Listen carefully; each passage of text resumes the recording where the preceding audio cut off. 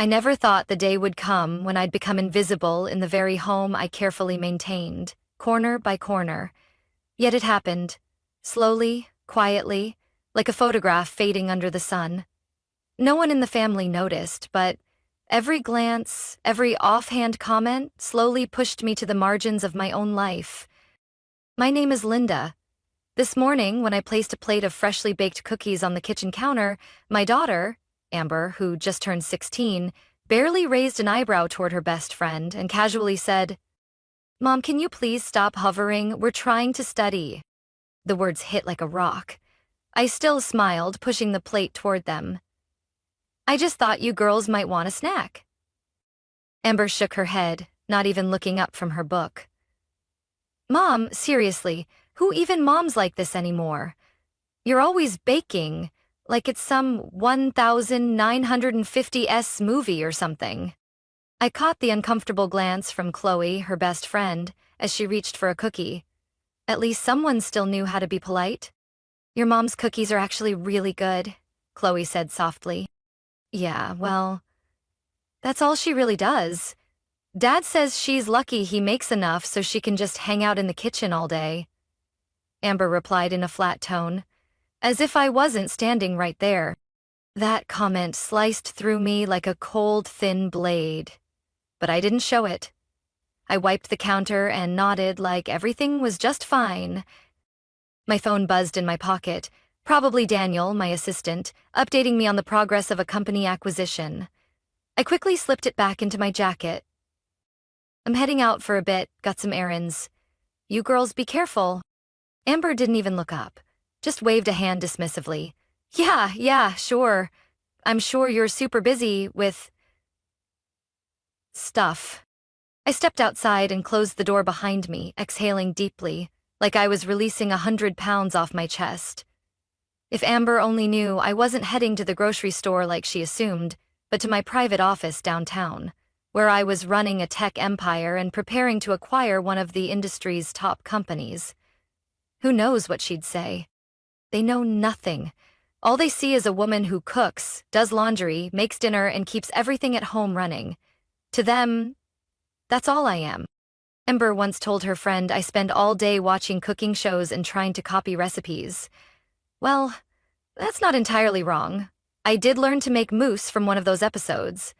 But I was also closing an investor deal in Silicon Valley at the same time. And Brian, my husband, he proudly calls himself the provider, the breadwinner, the one steering the ship. He's never asked how the bills are always paid on time or who bought Amber that new laptop when his credit card was maxed out. I've played the role of the perfect wife for so long, even I started to forget who I really am. But not anymore. Because when a $32 million contract is waiting for my signature, one that will send waves through the industry, Amber's snide remarks and Brian's dismissive glances no longer carry weight. I gripped the steering wheel tighter as I pulled into the private parking garage. The office nameplate, LM Holdings, glinted under the sunlight. Its glass walls reflected a woman who no longer wore a flour-stained apron, but one silently commanding an empire. And I'm ready for the day they find out the truth. But before that happens, I still have a few more batches of cookies to bake. The lazy housewife is about to show them who's really holding this family together. My office sits on the 29th floor of a glass high-rise in downtown Austin, Texas. From up here, the cars below look like ants, people like dots on a board. Up here, I'm not the overlooked mother, not the wife tagged with the word lucky. Up here, I'm Linda Morgan, CEO and founder of Orion Ventures, one of the fastest-growing private tech firms in the country, and the secret force preparing to acquire Cybernova Inc., the leading name in artificial intelligence. They still haven't figured out who's behind the acquisition, right? I asked as I walked in, removing my sunglasses and coat. Ethan, our chief strategist and my longtime business partner, sat waiting with 2 coffees. He raised an eyebrow and grinned. "No suspicion at all. Cybernova's exec still thinks it's some anonymous New York investment group. Pretty sure he never imagined the person behind it all was a mom who bakes." I gave a small smile, settled into my chair and glanced over the screen. The latest email read, Final negotiation round approved, 68% equity acquisition of Cybernova. One more step, and everything I've built in silence over the past 7 years will reach its peak. And you're sure there's no trace back to Orion as the parent company? I asked without taking my eyes off the data. Positive. Shell companies, bridge funds. Everything is clean. We're still a ghost, Ethan replied, placing a folder on my desk. But there's something else. It seems Cybernova's chairman, Derek Vaughn, is getting suspicious. He started probing through our intermediary bank. The name Derek Vaughn sent a chill down my spine, but I quickly regained composure. He was the type of man who believed women shouldn't be at major deal tables. I still remember the first time I met him at a tech summit in San Diego. I posed as a small-time investor pitching a new algorithm idea. Derek laughed in front of the entire room and said, "You should stick to taking care of your family. This stuff isn't for cookie-baking moms." I smiled and remembered every word. If he digs too deep, we could be at risk. Ethan nodded. Should we go public? Hit them with a direct strike? I paused, then shook my head. Not yet. I'm not ready for my family to know. Amber and Brian still think I just scheduled dental appointments and changed paper towels. I let out a dry chuckle, but my eyes stayed sharp. When the truth comes out, I don't want them just shocked. I want them to reflect. Ethan stood. Understood. I'll make sure everything stays on course. But one more thing. Derek's planning a closed-door shareholders meeting this Friday. Sounds like he's getting ready to make a move first. I leaned on the desk, my gaze cutting through the glass. Friday? Good. Schedule Orion's board meeting that morning. And Ethan, invite Derek Vaughn. He likes surprises, doesn't he? Ethan chuckled and nodded, then exited the room. I leaned back in my chair, watching the project maps glowing on the big screen. Each dot was a deal I closed, each line a strategy executed in the shadows. For 7 years, I'd been both the mother who never missed dinner and the woman signing million-dollar contracts during lunch breaks. No one asked, no one suspected. And that's been my greatest advantage. The phone rang. Julie, my assistant, calling from downstairs. "Ma'am, Brian just called. He said he'll be home late tonight. Big meeting. Oh, and he asked if you could iron a few new shirts for him." I checked the time. 3:47 p.m. Thank you, Julie. Tell him I'll take care of it. As always. I hung up, picked up a pen, and wrote a single line in my notebook. Prepare for the reveal Friday. Family must be present. They've lived in the dark long enough.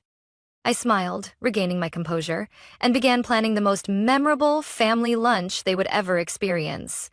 None of them, not Brian, not Amber, and certainly not Derek Vaughn, could imagine that the woman they thought only knew how to bake was actually holding the future of the entire tech industry in her hands.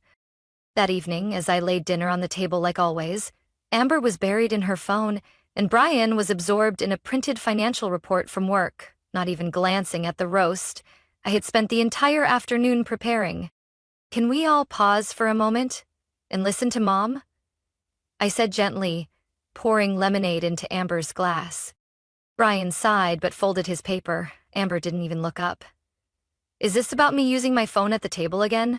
"No, I just want us to do something special together this week," I said, keeping my voice steady. "What, exactly?" Brian asked, already looking at his phone. "This Friday. I made lunch reservations downtown. It's a very special place. I want the whole family to come." Amber frowned. "Mom, I have dance rehearsal that afternoon. Probably can't make it." "You can skip just one. I already spoke with your coach and she agreed." I smiled, hiding my nerves. Amber's head snapped up. "You did what? You talked to her without asking me first?" Brian chimed in. "And I have a board meeting at lunch." I gently placed my fork down. "You don't. Your schedule is open. I called your assistant before making the reservation." Brian looked up, visibly thrown off. "You? Called my assistant?" "I wanted to make sure we could all be there," I replied calmly. Amber narrowed her eyes at me. So you've planned everything already, and we're just supposed to go along with it like it's the 1950s? I looked at her. Behind the protest, I could already see it. The curiosity blooming. Trust me, this lunch will be unforgettable. Wednesday morning, I received an email from Ethan. Derek Vaughn is holding an emergency press conference this afternoon. Looks like he's about to make his first move. I called Ethan immediately, my voice calm even though my heart was beating faster. Does he know anything? Not sure. But I think he's trying to control the narrative before Orion announces the acquisition.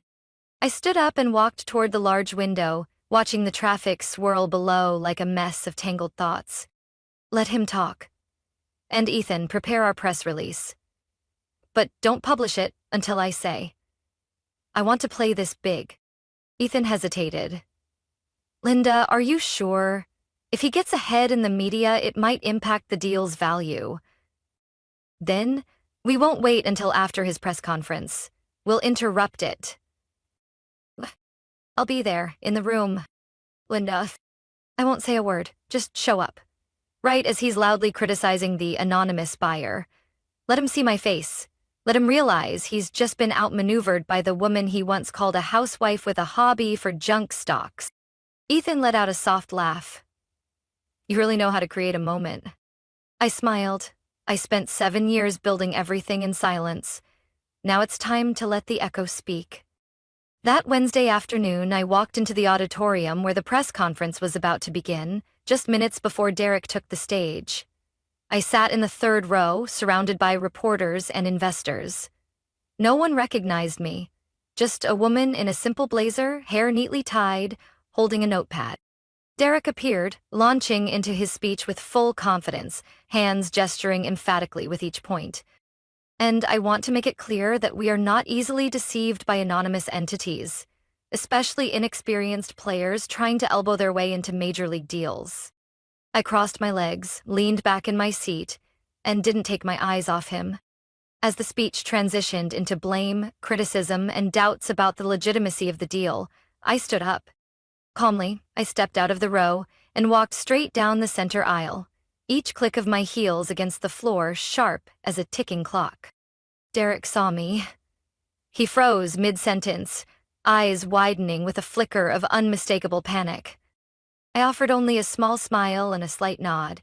No words were necessary. I walked out of the room under his stunned gaze and the murmurs trailing behind me. That evening, I sent a message to Ethan. Media update. Release the official statement confirming Orion Ventures' acquisition of 68% of Cybernova. Include the CEO's name. And Ethan, attach a photo from today's press conference. The game had begun. And I, the woman everyone thought was only good at baking cookies, had just made a move no one saw coming. Friday, 11:45 a.m. The black SUV rolled slowly into the Orion Tower parking garage, the private entrance reserved for the highest-level executives. Brian sat in the passenger seat, frowning at his surroundings. Amber stayed glued to her phone, typing texts at lightning speed. This doesn't look much like a restaurant, Brian remarked, glancing at his watch.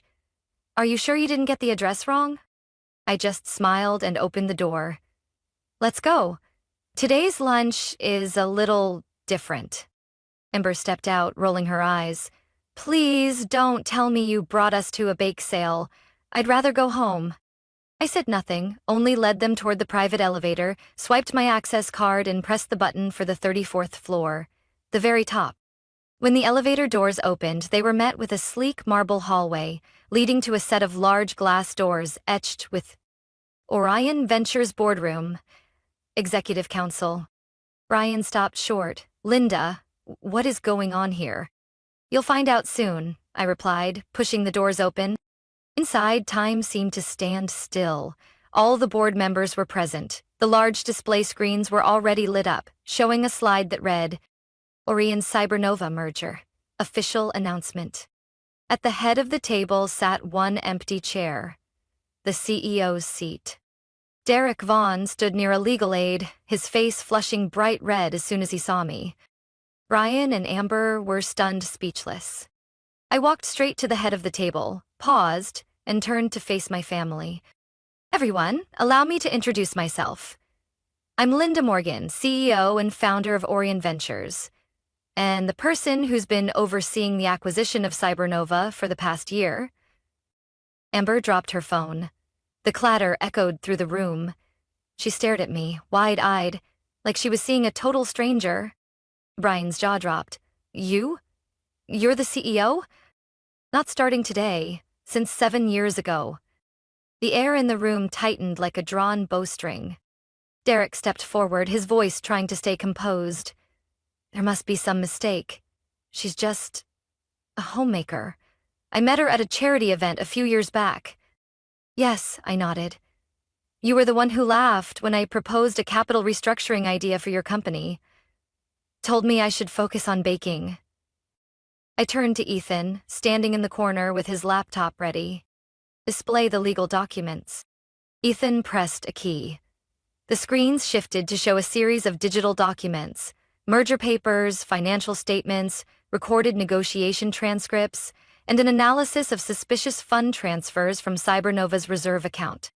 Derek Vaughn, I said clearly, we have all the evidence showing you used company assets for personal investments, while reporting losses to shareholders. Derek snapped. You're fabricating this. I pulled a document from the file and slid it across the table to him. Payment bank statement, with your signature. Derek turned to his aide, now pale. The aide gave a reluctant nod, confirming it was real. You have 2 choices, Derek, I said, my voice calm but sharp. Sign the transfer agreement and step down quietly. Or let the press, the SEC, and your shareholders find out what you did with their pension fund. The room fell silent. You have 30 seconds. Derek looked around, sweat beading on his forehead. He looked at me, then at Amber and Brian, still stunned. Fine, he growled. You win. He grabbed a pen and signed the document with force. Ethan swiftly collected and sealed the papers.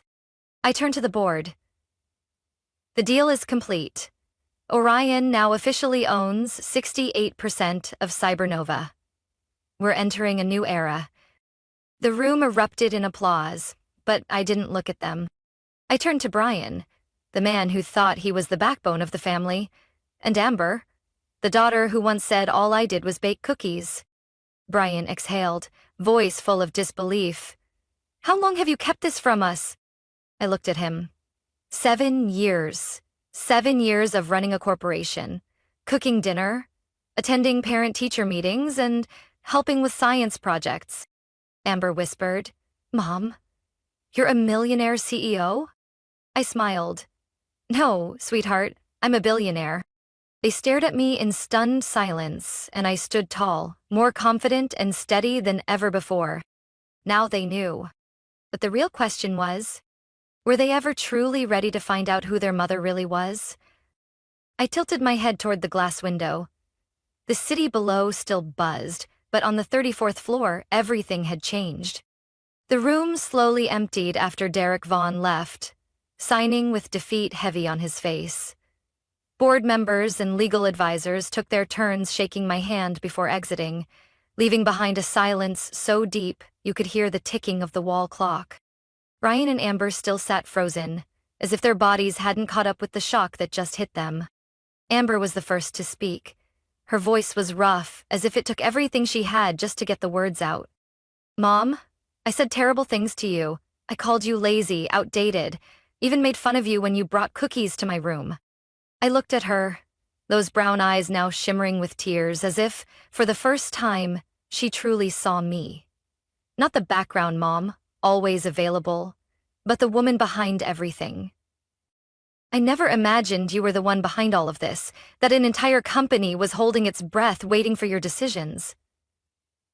Amber reached for a tissue, her voice cracking. I'm really sorry. You didn't deserve to be treated like that. I walked over to her and gently placed a hand on her shoulder. I don't need you to apologize for not knowing. I just need you to understand. Sometimes, strength doesn't come from how loud you speak, but from daring to do the unexpected in silence. Amber let out a sob, then threw her arms around me. For the first time in years, that hug wasn't just a child's obligation. It was a real connection, where pride was set aside and understanding began to grow. Brian sat still, hands tightly clasped. He didn't speak until Amber left the room to wash her face. When it was just the two of us, he looked up, his eyes full of fatigue and disbelief. I don't even know where to begin. Linda, you did all this while I went on thinking I was the one carrying the family. I didn't say a word. I just sat in the chair beside him. I used to say you were lucky to stay at home. I bragged about my so-called role, while you quietly ran an empire. I wasn't just wrong. I was blind. I looked him in the eye, not with anger, just laying down the truth like a mirror in front of us. I didn't keep it a secret to beat you, and not to teach anyone a lesson. I kept it because I wanted to be seen as a mom, a wife, without needing a title or numbers to prove my worth. And I never saw that, Brian said, as if admitting something bigger than failure. I let my ego and pride blind me. Linda, I'm sorry. Not just for not knowing, but for not trying to understand. I gently squeezed his hand. I didn't need to say anything more. Some answers don't require words. Just a deep enough acceptance to begin again.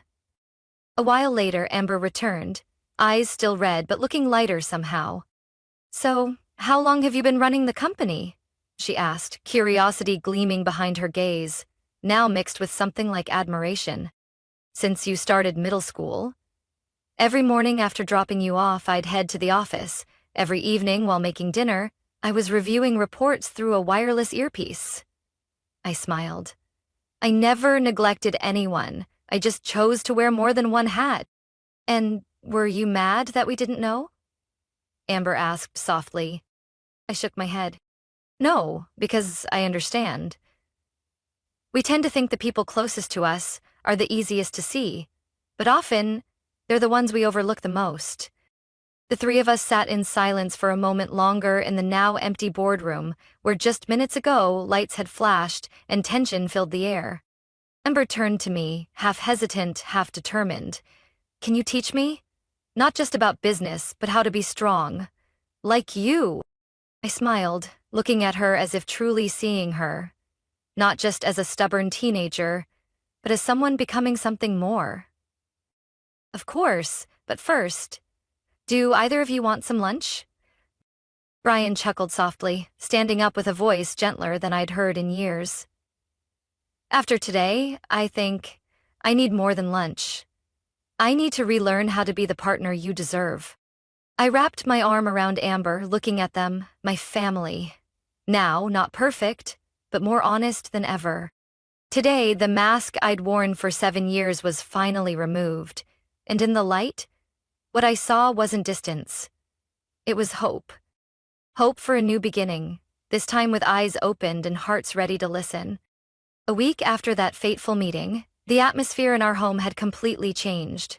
No more indifferent glances at dinner, no more sighs from Brian when I reminded him to help clear the table, and, most importantly, no more snide remarks from Amber every time I walked into her room with a plate of cookies.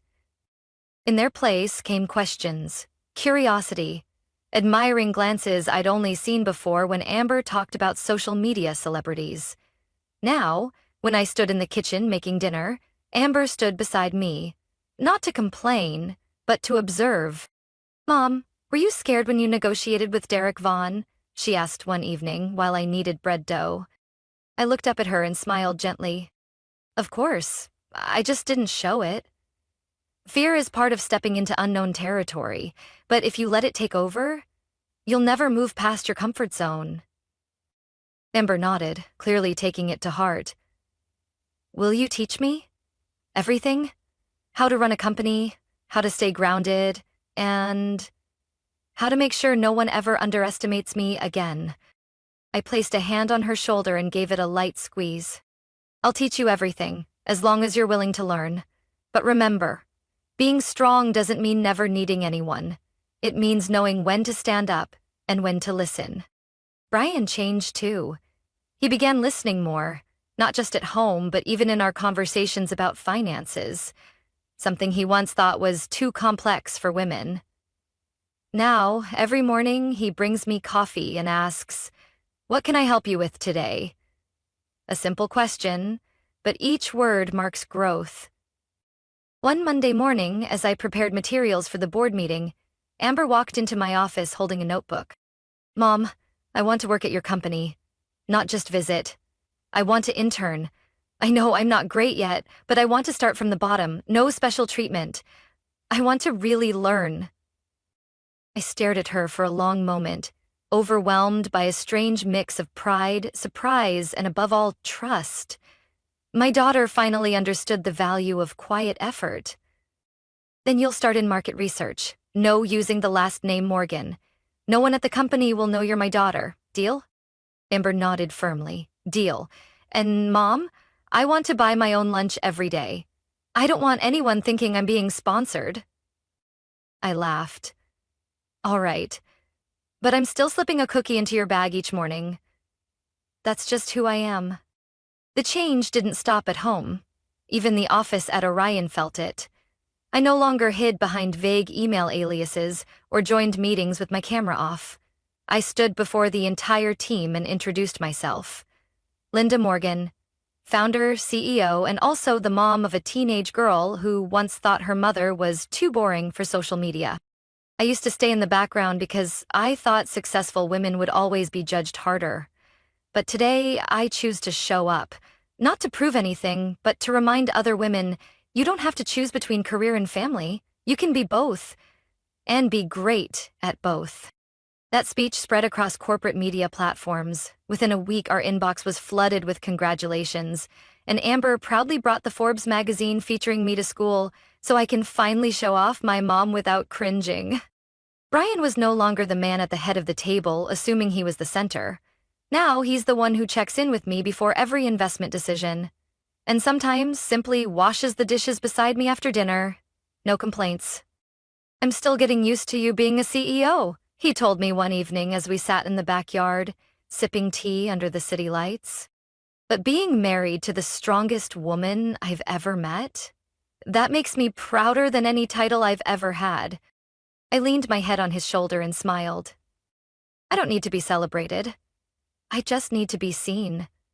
And now, finally, I am truly seen. A new journey begins. No more hiding. No more silence. I'm still the CEO. Still the mom who wakes up early to make breakfast. Still the wife who keeps our family balanced. Summer arrived, bringing sunny mornings and a lively buzz through Orion Tower. But this year held special meaning for me. Not because of record-breaking revenue or the finalized Cybernova acquisition, but because for the first time, I walked into the office with something more valuable than success. A family truly walking beside me. Amber, or rather Amber West, the name she chose for her internship at Orion, was busy preparing her first presentation. She refused any special treatment, insisting on being evaluated just like every other intern. When I asked why she chose that name, Amber smiled playfully. "I picked Grandma's last name. She was the first person who taught me women can do anything they want. After you, of course." Every morning, the two of us left the house together, carrying coffee and stories we hadn't finished the night before. Brian, now working part-time as a financial advisor, usually saw us off at the door, reminding us, "Knock 'em dead in that exec meeting today, hun." And Amber, don't let anyone doubt your talent just because you're her daughter. At the Monday morning meeting, Amber presented a plan to build a more user-friendly interface for older adults. An idea I had initially dismissed as a side topic, but watching her stand before the leadership team, confident and composed, I saw myself in her. The early days, nerves trembling, speaking in front of people who didn't believe I had anything beyond a neat ponytail and a polite smile. "The development team has started testing the new layout," she concluded, "and initial feedback shows a 32% increase in satisfaction. We're not just building advanced technology, we're making it accessible. whether you're 18 or 80. The room applauded. I didn't say a word, I just looked at her, heart full. The girl who once called me a boring mom was now proving to the entire company that she didn't need the Morgan name to earn respect. That evening, as we gathered for dinner, Brian suddenly stood up, holding a small box. I don't think I've ever truly said this. Linda, thank you for not giving up on me. And thank you for giving us a second chance. Not just in our marriage, but in how we parent. He opened the box to reveal a small gold nameplate engraved with Linda Morgan, CEO, Mom Inspiration. Amber let out a whistle. This needs to be hung right outside the main conference room. I laughed, eyes welling up. Thank you, but I think I'll keep it in the kitchen. To remind myself that even while running an empire, I'm still the best cookie baker in this house. Amber wrapped her arms around me from behind, resting her head on my shoulder. And the most amazing woman I've ever known. Brian nodded. We've all learned something important. That strength isn't about the loudest voice, but the quiet persistence. And sometimes, the one holding the whole family together is the one we underestimated the most. I looked at them, my husband, my daughter, and felt more at peace than ever before. No more roles weighing us down, no more distance. We were a family. Imperfect, but honest, and finally learning how to listen. A month later, Orion hosted its annual summit, the first time the full executive board and their families were invited. I stood on stage, behind me the words, "Technology leads, people make the difference." When I founded Orion, I didn't just dream of breakthrough innovation. I dreamed of a place where anyone could shine, regardless of gender, age, or where they started. I paused. I was once dismissed just because I was a mom. But being a mother taught me how to handle crises, how to see value in each person, and how to build trust. Qualities every CEO should master. The room was silent, then erupted in applause. I saw Amber in the front row, eyes glistening, Brian smiling, proud. After the summit, reporters surrounded me. One asked, "What's your secret to running a company while still being a present mother?" I answered without hesitation. It's knowing I never had to choose. I can be a CEO, lead a billion-dollar meeting at noon, and still be home in time to bake cookies at night. And both are equally important. That night, as I stood in my familiar kitchen, pulling a batch of cookies from the oven, Amber walked in, picked one up, and took a bite. "Is this a victory cookie, Mom?" I smiled, shaking my head. "No, sweetheart, this is a family cookie. And that's always the best kind." From a mother once overlooked in her own home, I quietly built an empire no one saw coming. That journey taught me that a woman's worth isn't defined by the roles others give her, but by her resilience, wisdom, and the love she pours into her family. I no longer hide behind an apron. I'm Linda Morgan, a mother, a wife, and a CEO, and I'm proud to be all of them, completely. What do you think about Linda's journey and the transformation within her family? Share your thoughts below. Don't forget to follow the channel for more inspiring everyday stories from modern family life.